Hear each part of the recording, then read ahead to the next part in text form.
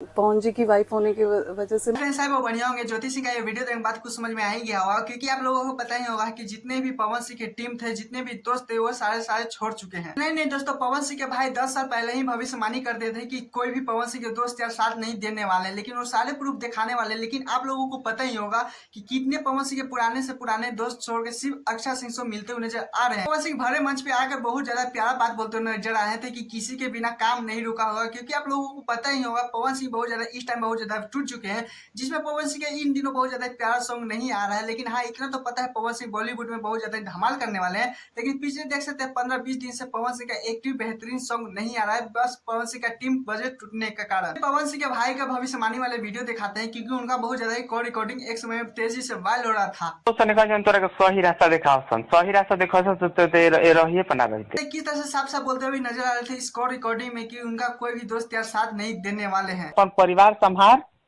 देख सकते हैं किस तरह से पवन सिंह के जितने भी दोस्त यार हैं सब धोखे के धोखेबाज ही निकलते हुए नजर आ रहे हैं। खैर इसमें आप लोगों को क्या राय प्लीज कमेंट जो बताएगा। उससे अपडेट कर चलते हैं, जिससे खेसारी लाल यादव का सावन सॉन्ग स्पेशली आ चुका है, क्योंकि आप लोगों को बता देना हूँ खेसारी लाल यादव को बहुत ज्यादा स्पीड से इंग्लिश सॉन्ग पे रैंकिंग कर रहे हैं। सॉन्ग का नाम है केरुआ कलर। खेसारी लाल यादव के सॉन्ग के बारे में रैंकिंग की बात करें तो देख सकते हैं 6 घंटे में किस तरह से 1.5 लाख प्लस होने वाला था। वहीं पे लाइक का भी बात करें तो अच्छा खासा था। वहीं पे कॉमेंट का ही बात करें तो 6 घंटे में बहुत ज्यादा अच्छी तरीके से रिस्पॉन्स देखने को मिल रहा था। खेसारी लाल यादव का जोड़ी की बात करें तो खुशी कंकर के साथ देखने को लिए मिला था। वहाँ भी बात करें लिखने तो कृष्णा बेदर्दी ने सॉन्ग को लिखा था।